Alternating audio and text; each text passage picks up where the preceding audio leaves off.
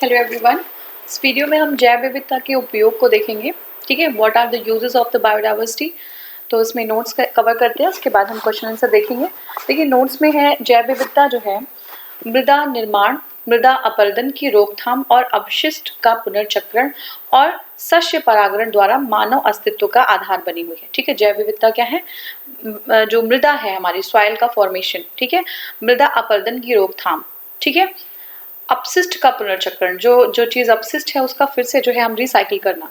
ठीक है, तो इसकी वजह से जैव विविधता को हम बचा सकते हैं, बना सकते हैं। अगर हम जो वेस्ट मटेरियल्स होंगे उसका हम जो है रिसाइकलिंग नहीं करते हैं, उसको हम एज इट इज इन्वायरमेंट में छोड़ देते हैं, तो हमारा इन्वायरमेंट जो है उससे डिग्रेड होगा, हमारा इन्वायरमेंट खराब होगा। ठीक है, मृदा का अपरदन होता रहेगा तो बहुत सारे हमारे माइक्रोब्स हैं, माइक्रोब्स भी तो जैव विविधता को बनाते हैं ना।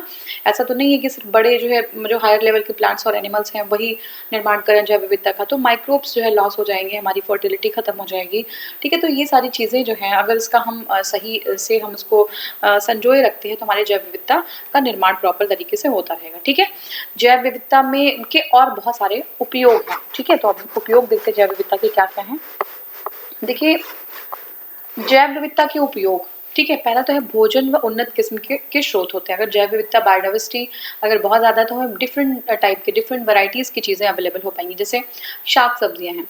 ठीक है, तो अगर बायोडाइवर्सिटी है तभी तो हम डिफरेंट तरीके के शाक का उपयोग कर सकते हैं, सब्जियों का उपयोग कर सकते हैं। सिर्फ टमाटर हो, सिर्फ आलू ही आलू हो, बीन्स ना हो, आपकी भिंडी ना हो, ठीक है ना, बैगन ना हो। अगर डाइवर्सिटी नहीं रहेगी तो ये सब चीज़ें नहीं रहेंगी, हमें वैरायटी नहीं मिल पाएगी। तो वैरायटी हमें तभी मिल पाएगी जब डाइवर्सिटी होगी। ठीक है ना, जैसे हम वही खाते हैं, साग खाते हैं। ठीक है, तो साग में भी बहुत तरीके की होती हैं। ठीक है, जो ग्रीन बहुत पालक होता है और बहुत तरीके के और भी बहुत तरीके के शाक होते हैं। तो ये बायोडाइवर्सिटी की ही वजह से मुमकिन हो पाया है। ठीक है, अब इसमें नई तरीके की वैरायटी की फसलें, नई तरीके की गेहूं चावल है ना, डिफरेंट वैरायटीज़ के उन्नत किस्म की फसलें होती हैं। दूसरा क्या है, दवाएं और औषधियाँ। बहुत सारे हर्ब्स हैं, हमारे प्लांट्स हैं जिनसे आपको पता है कि हमें मेडिसिन मिलती है, हमें आयुर्वेदिक मेडिसिन मिलती हैं। ठीक है, अगर वो हर्ब्स खत्म हो जाए धीरे धीरे तो क्या हमें आयुर्वेदिक मेडिसिन हमें मिल पाएगी? क्योंकि आयुर्वेद तो सीधे नेचर पे डिपेंडेंट है। ठीक है ना, नेचर ही जो है आयुर्वेद को जन्म देता है। तो आयुर्वेद तब तक बना रहेगा जब तक हमारा नेचर बना है। जैसे कुछ दवाओं का नाम हम देख लेते हैं। कुनैन है, एग्जाम में बहुत बार आ चुका है कुनैन। तो कुनैन है, टेक्सॉल है और बोटानो केमिकल्स। ठीक है, बोटानो केमिकल्स नाम से एक है, और फिर मॉर्फिन। तो ये सारी चीज़ें हैं जिसका हम उपयोग सही रूप में भी कर सकते हैं और गलत रूप में भी कर सकते हैं। ठीक है, जो मेडिसिन हैं, जैसे ये जो अभी आपने बॉलीवुड में जो केसेस आप देख रहे हैं उसमें जो वो लोग ले रहे हैं, ठीक है, मैरिजुआना या सब जो चीज़ें भी जो यूज़ कर रहे हैं, और भी बहुत सारी चीज़ें हैं जो किया जा रहा है, उसको हम मेडिसिन के रूप में भी यूज़ कर सकते हैं। कभी कोई सीरियस सिचुएशन हो तो एज अ ट्रीटमेंट हम उसको ले सकते हैं। लेकिन आप उसका ओवरडोज ले रहे हैं, आप उसको मिसयूज़ कर रहे हैं, तो आपके हेल्थ के लिए जो है बहुत जो अच्छा नहीं होता है। ठीक है, अनकॉन्शियस स्टेट में आप चले जाते हैं और इसी वजह से बहुत सारे अपराध जो है जन्म होते हैं। ठीक है ना, तो ये चीज़ थी आपकी दवाओं के लिए उपयोगिता में बनी रहेगी। ये आपके जैव विविधता का उपयोग है। दूसरा क्या हो सकता है, प्राकृतिक संतुलन बनना। जैसे मैंने आपको बताया कि किसी पर्टिकुलर टाइप की अगर एनिमल्स हैं, माइक्रोब्स हैं, या फिर आपके ये प्लांट्स हैं, अगर वो रहते हैं, वो सर्वाइव कर पाते हैं, तो उन्हीं के बेस बहुत सारे जो पूरी एक फूड चेन होती है। ठीक है, तो फूड चेन में उन्हीं के बेस पे जो एनिमल्स हैं आगे सर्वाइव कर पाते हैं। आप सोचिए कि अगर एक चेन खत्म हो जाए, ठीक है, तो दूसरा जो नीचे वाला चेन है वो बढ़ जाएगा, क्योंकि उनको खाने वाले नहीं मिलेंगे। और अगर वो चेन खत्म हो जाएगा तो उसके ऊपर वाले जो हैं वो भी खत्म हो जाएंगे, क्योंकि उनको खाने के लिए नीचे वाले मर गए हैं। ठीक है, तो एक तो बढ़ जा रहा है, एक खत्म हो जा रहा है, एक कम हो जा रहा है। इससे बहुत ज़्यादा डिसबैलेंस हो सकता है। तो प्राकृतिक संतुलन को बनाए रखने के लिए भी जैव विविधता उपयोगी है। दूसरा है परितंत्र सेवाएं। ठीक है, कौन कौन सी परितंत्र सेवाएं हैं? अपशिष्ट का पुनर्चक्रीकरण। ठीक है, पुनर्चक्रण, बहुत सारे माइक्रोब्स हैं जो चीज़ें, जैसे मान लीजिए बॉडीज़ हैं, है ना, एनिमल हो गया, प्लांट्स हो गया, तो अगर वो डेड हो जाते हैं, डिके हो जाते हैं, तो उनको जो है क्या करते हैं, तोड़ देते हैं, उनकी रिसाइकलिंग कर देते हैं और फिर से सॉइल में डाल देते हैं और माइक्रोब्स के फॉर्म में हम उसको ले लेते हैं। ठीक है, माइक्रो न्यूट्रिएंट्स के फॉर्म में। फिर जल का पुनर्चक्रण। ठीक है, जल का पुनर्चक्रण भी होता है, मृदा का निर्माण होता है, मृदा अपरदन का रोकथाम। ठीक है, पोषण आपका चक्रण, और सस्य परागण, ठीक है, जलवायु नियंत्रण, ये सारी चीज़ें हैं। वनों व सागरों द्वारा जलवायु का नियंत्रण, तो ये सारी चीज़ें हैं जो है जिससे हमारा जैव विविधता हमें उपयोगी है, ठीक है। नेक्स्ट हमारा है सांस्कृतिक लाभ, ठीक है। सांस्कृतिक लाभ में धार्मिक विश्वास और राष्ट्रीय गौरव, ठीक है। सांस्कृतिक लाभ भी हो सकता है, धार्मिक विश्वास है ना, एक विश्वास होता है कि ये चीज़ हम ले लेंगे। जैसे देखिए आप होम्योपैथ की मेडिसिन से, ऐसा नहीं मैं कह रही हूँ कि होम्योपैथ की मेडिसिन काम नहीं करती है, बहुत सारे लोग, हम लोग भी बहुत ज़्यादा डिपेंडेंट होते हैं, हम लोग एलोपैथ तो कम ही यूज़ करते हैं, ठीक है। तो होता क्या है कि जो होम्योपैथ मेडिसिन होती, कोई भी मेडिसिन, आप एलोपैथी कोई भी मेडिसिन ले जाए, जब तक आपको विश्वास नहीं है उस चीज़ पे कि हमारी बॉडी पे वर्क करे, तब तक वो चीज़ वर्क नहीं करेगी, ठीक है ना। तब तक आपको जो है उसका फायदा भी नहीं होगा। आप साइकोलॉजी अगर पढ़ेंगे तो साइकोलॉजी में आप देखिए कि उसमें एक जो है रिसर्च किया गया था। रिसर्च में क्या था कि कुछ जो है लोग थे जिनको ट्रीटमेंट दिया जा रहा था, उनकी हार्ट में ब्लॉकेज था, ठीक है ना, हार्ट की ब्लॉकेज थी उनकी, उनको ट्रीटमेंट दिया जा रहा था, उनको प्रॉपर दवाएं दी जा रही थी, लेकिन कोई बाहर से मोटिवेशन नहीं था। यहाँ पे कुछ क्लिनिकल साइकोलॉजिस्ट थे जो मोटिवेट कर रहे थे उनको कि आपका जो है आपके ऊपर कुछ फ़र्क पड़ रहा है दवा का, और उनको दवा नहीं दी जा रही थी, उनको बस ऐसे ही कोई छोटी सी टैबलेट दी जा रही थी जो दवा नहीं थी, वो शायद कुछ भी रहा हो, वो टैबलेट के फॉर्म में था, but that was not medicine, ठीक है। तो वो ये फील कर रहे थे कि वो इम्प्रूव करे, क्योंकि उनको मोटिवेट किया जा रहा था कि आप पूरी जो है उनको क्रोनोलॉजी बताइए कि आपकी बॉडी में ऐसे जाएगा, यहाँ चीज़ें सही करेगा, फिर आपका ब्लॉकेज ऐसे कम होगा। लोगों ने एक्सपीरियंस करना शुरू कर दिया उस चीज़ को, और उनके ब्लॉकेजेस सच में खत्म हो गए। और वो लोग जो ऑलरेडी मेडिसिन ले रहे थे, उनके ब्लॉकेजेस उतने जल्दी नहीं खत्म हुए, काफ़ी टाइम लग गया उनको, बहुत लोग के नहीं हुए, खत्म भी नहीं हुए। क्यों? क्योंकि वो अंदर की जिजीविसा होती है, आदमी के अंदर की इच्छा होती है, अंदर का मोटिवेशन होता है, समझ रहे हो ना। तो ऐसे कहते हैं ना कि जब कोई इंसान है, अगर वो जिंदा रह सकता है कुछ समय तक, लेकिन जब जिंदा रहने की इच्छा उसकी मर जाती है तो फिर वो आदमी जिंदा भी नहीं रहता, समझ रहे हैं ना, इच्छा पे डिपेंड करता है। तो यही है धार्मिक विश्वास आपका। दूसरा राष्ट्रीय गौरव, ठीक है, हम कोई चीज़ पेटेंट करा लेते हैं, जैसे बहुत सारी चीज़ें, जैसे तुलसी का पत्ता है, गोमूत्र है ना, जो कैंसर तक की चीज़ों को ठीक कर दे रहे हैं, ठीक है। तो वो पेटेंट शायद अमेरिका करवा रहा है इंडिया के नाम पे, तो इंडिया ने भाई आविष्कार तो इंडिया ने किया था इन सारी चीज़ों का, आयुर्वेद का आविष्कार वर्ल्ड में पहली बार इंडिया की तरफ से किया गया, लेकिन अगर पेटेंट नहीं कराएंगे तो कोई और पेटेंट करा लेगा, तो राष्ट्रीय गौरव भी हमारा जुड़ा हुआ है इन सब चीज़ों से, ठीक है। सौंदर्य परक लाभ, ठीक है, क्या हो सकते हैं, पर्यटन है, पालतू जानवर है ना, साहित्य रचना है, बहुत सारी रचनाएं जो है जीवों और पादपों पे हुई हैं। तो ये सारे जो है लाभ है हमारे जैव विविधता के, ठीक है।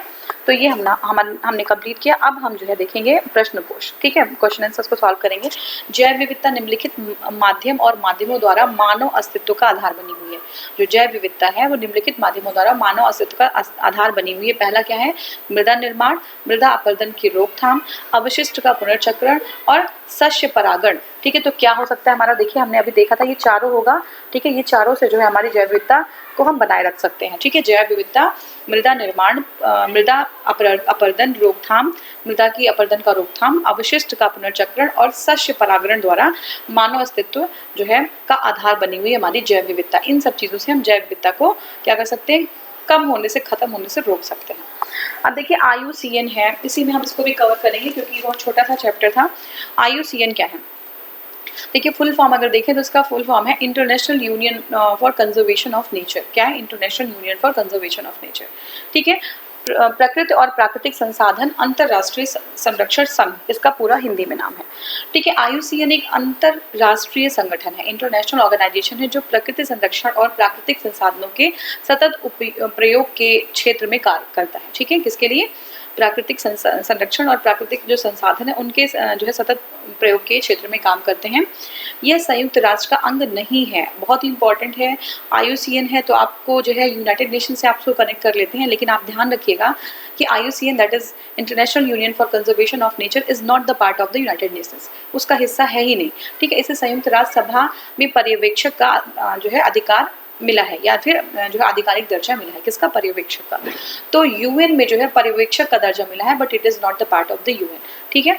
नेक्स्ट हमारा है प्राकृतिक, हाँ, प्राकृतिक और प्रकृति और प्राकृतिक संसाधन जो अंतर्राष्ट्रीय संरक्षण संघ है IUCN द्वारा रेड डेटा बुक है वो जो है प्रकाशित होती है। कौन सी, रेड डेटा बुक। अब एग्जाम में आ जाएगा रेड डेटा बुक कौन प्रकाशित करता है, तो IUCN करती है। उसमें विलुप्ति के कगार पर खड़े संकटग्रस्त पौधों और पशु जातियों की सूची सम्मिलित, जो विलुप्ति के कगार पे हैं, जो the plants who are at the verge of extension, ठीक है, कगार पे खड़े हैं, वो एक्सटिंक्ट कभी भी विलुप्त हो सकते हैं, ठीक है। तो ऐसे पौधों और पशुओं जातियों को उसको उसमें रेड डाटा बुक में सम्मिलित किया गया है, ठीक है। अतः विलुप्त होने वाली जातियों की सूची रेड डाटा बुक में होती है, ठीक है। जो विलुप्त हो चुके होते हैं उनकी भी सूची जो है रेड डाटा बुक में होती है, ठीक है।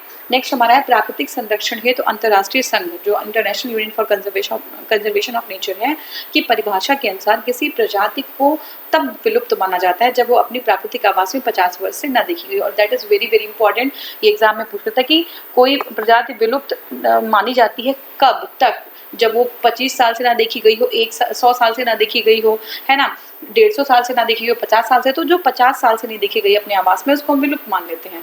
तो IUCN की सूची के मुख्यतः निम्न लाभ होते हैं। कौन से? तो देखिए आयु सूची के लाभ क्या हैं। पहला तो है कि जैव विविधता संकटग्रस्त, यानी जैव विविधता संकटग्रस्त के महत्व के विषय में जागरूकता उत्पन्न करना। में से मान लीजिए फॉर एग्जाम्पल कि अगर कोई एनिमल है जो एक्सटिंक्ट हो रहा है, मान लीजिए हाथी हो नहीं रहा है, एक्सटिंक्ट होने मान लीजिए कि हो रहा है, ठीक है, तो उसके विषय में जागरूकता, ऐसे वो वाला केस नहीं हो सकता तब जो हथनी को उन्होंने आपका पटाखों से भरा हुआ पाइनएप्पल खिला दिया था, समझ रहे हैं ना, उस पर बहुत बड़ा केस हो जाएगा फिर, ठीक है। और ऐसे भी कोई जीव अगर अधिकता भी है तो किसी जीव को क्यों मारा जाए, ठीक है ना, क्यों मारा जाए किसी जीव को। अब वर्मिन है, एक कुछ जैसे मंकीज है उनको वर्मिन डिक्लेयर किया गया। वर्मिन मतलब क्या है, चूहे हैं उनको वर्मिन डिक्लेयर किया गया कि उनकी बहुत अधिकता है, बहुत सारे नुकसान करते हैं, तो उनको जो है मारा जा सकता है, ठीक है ना। लेकिन जो ऑलरेडी एक्सटिंक्ट होने वाले हैं उनको मारना एक बहुत बड़े अपराध की श्रेणी में आ जाएगा। तो एक जो है क्या हो जाएगा, जागरूकता हो जाएगी कि इनको हमें कंजर्व करना है, उनको हमें बचाना है, ठीक है। और ये नेशनल लेवल पे होगा, गवर्नमेंट कुछ पॉलिसीज बनाएंगी कि उनको कंजर्व कैसे किया जाए, ठीक है। फिर है स्थानीय स्तर पर संरक्षण कार्यों का निर्देशन, ठीक है। तो लोकल लेवल पे कैसे संरक्षण करना है उसके लिए डायरेक्शन दिया जाएगा। संकटापन्न जातियों की पहचान और उनका अभिलेखन, जो जातियां संकट जो है जिसके ऊपर संकट मर आ रहा है उनकी पहचान करना और उनका जो है अभिलेखन करना। नेक्स्ट है जैव विविधता ह्रास की लिखित सूची का निर्माण, ठीक है। जो जैव विविधता ह्रास है उसकी लिखित सूची का निर्माण, है ना, एक जो चीज़ जहाँ ह्रास हो रही है उसको एक मेंटेन करना कि कितनी जो है बायोडाइवर्सिटी घटी है, क्या सिचुएशन है, ठीक है। तो ये हो गया हमारा। अब देखिए जून 2012 में, ठीक है, जून 2012 में IUCN द्वारा 2012 की संकटग्रस्त प्रजातियों की रेड डाटा सूची जारी की गई थी, जिसमें भारत में पाई जाने वाले पक्षियों की 15 प्रजातियों को अति संकटग्रस्त श्रेणी में डाल दिया गया है, ठीक है। तो हमारे यहाँ जो बर्ड्स हैं वो उसकी 15 स्पीशीज ऐसी हैं जिसको जो है क्रिटिकली इंडेंजर्ड, अति जो है संकटग्रस्त की श्रेणी में डाल दिया गया है। इस सूची में सोन चिरैया या महान भारतीय सारंग बोलते हैं, ग्रेट इंडियन बस्टर्ड, ठीक है, इसी को सोन चिरैया भी बोलते हैं, ठीक है, सोन चिरैया या फिर जो है महान भारतीय सारंग या ग्रेट इंडियन बस्टर्ड। फिर है साइबेरियन सारस या साइबेरियन क्रेन बोलते हैं। उसके बाद है सिलेटी टिटहरी, ठीक है ना, लैपविंग बोलते हैं इसको, ठीक है। तो ये जो आपका याद रखिएगा कौन से एग्जाम में आ जाएगी, कौन सी संकटग्रस्त अति संकटग्रस्त सूची में है, तो कौन सा है, ग्रेट इंडियन बस्टर्ड है, साइबेरियन साइरस है, ठीक है, और स्लेटी टिटहरी, ठीक है ना, ये लैपविंग बोलते हैं, ठीक है, लैपविंग बोलते हैं। ये सब अति संकटग्रस्त की सूची में है।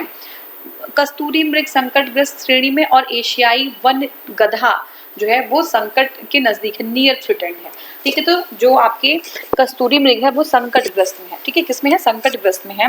और एशियाई जो गधा है वो आपका नियर थ्रेटेंड है, जबकि लाल पांडा जो है वो संकटग्रस्त श्रेणी में शामिल है। लाल पांडा किसमें है, संकटग्रस्त श्रेणी में शामिल है।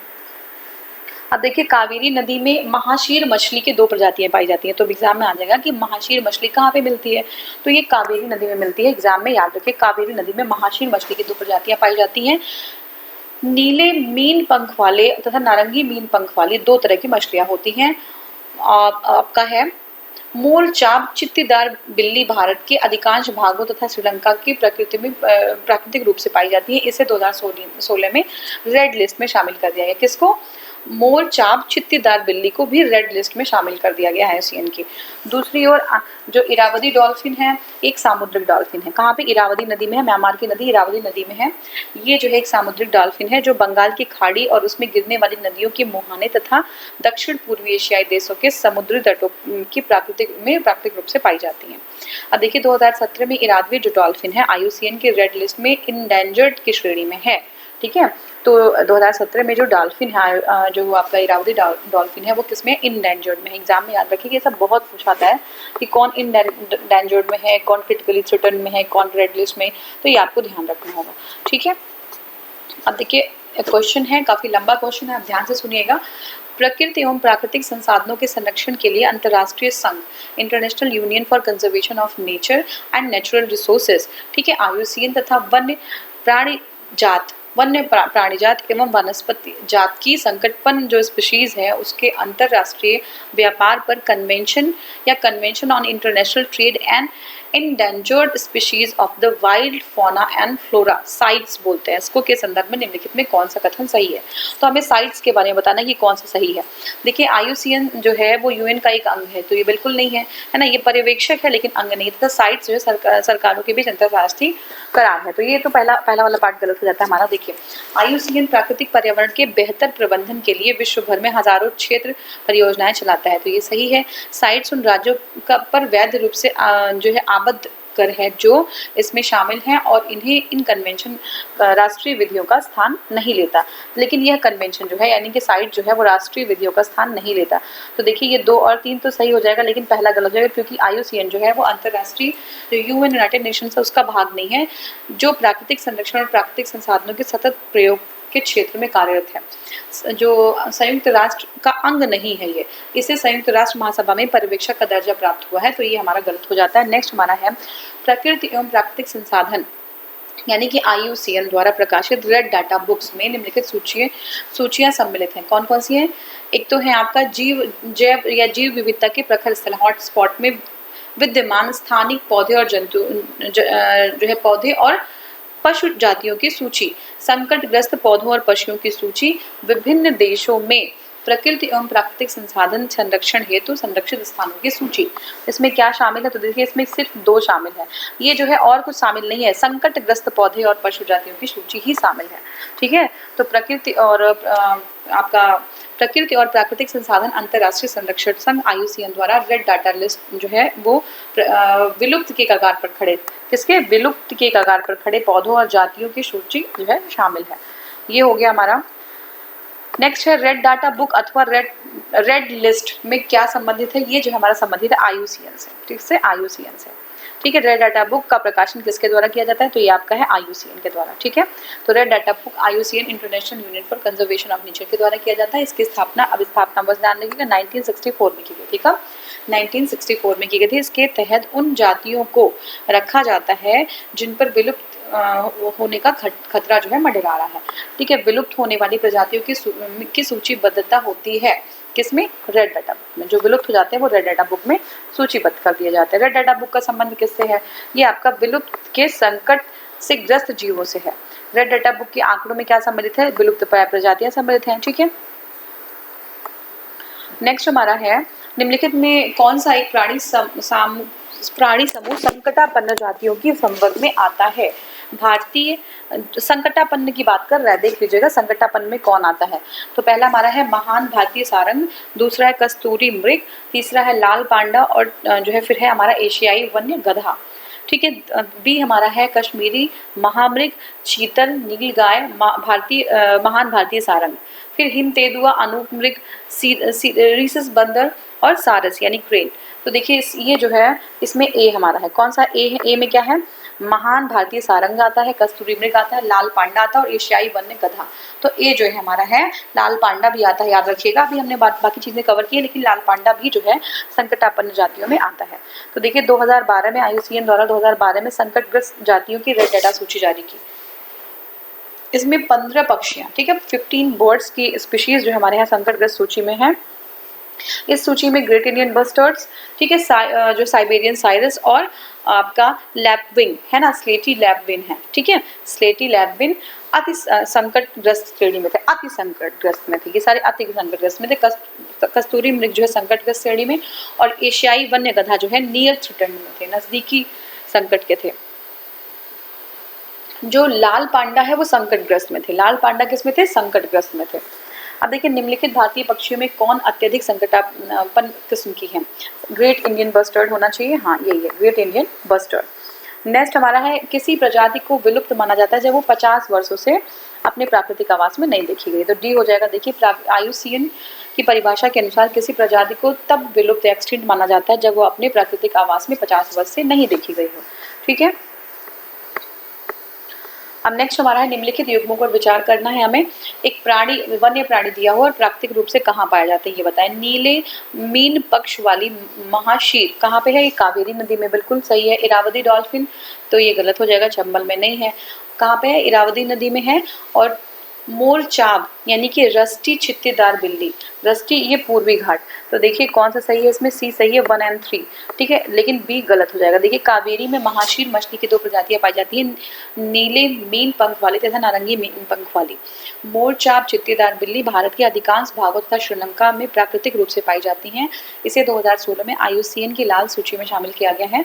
दूसरी ओर इरावदी डॉल्फिन है, ये एक समुद्री डॉल्फिन है जो बंगाल की खाड़ी और इसमें गिरने वाली नदियों के मुहानों तथा आपकी साउथ ईस्ट एशिया देशों में समुद्री तट पर प्राकृतिक रूप से पाई जाती हैं। इस जो है अगर हम देखें तो हमारा 1 और 2 सही होता था, बाकी दूसरा गलत हो जाएगा। तो ठीक है। अब देखिए 2017 में इरावदी जो डॉल्फिन है IUCN के रेड लिस्ट में है, इसको इंडेंजर्ड की श्रेणी में रखा गया है। ठीक है। नेक्स्ट हमारा टॉपिक होगा जैव विविधता एवं संकटापन्न जातियां। ठीक है, तो ये बहुत ही इंपॉर्टेंट है। जैव विविधता और कौन कौन सी जातियां, सीधे डायरेक्ट एग्जाम में पूछता है कि कौन सी जातियां संकटापन्न है, कौन सी कैटेगरी इसमें डाली गई है। ठीक है, तो इसको हम नेक्स्ट वाले वीडियो में कवर करेंगे। Thank you so much for watching. Thank you.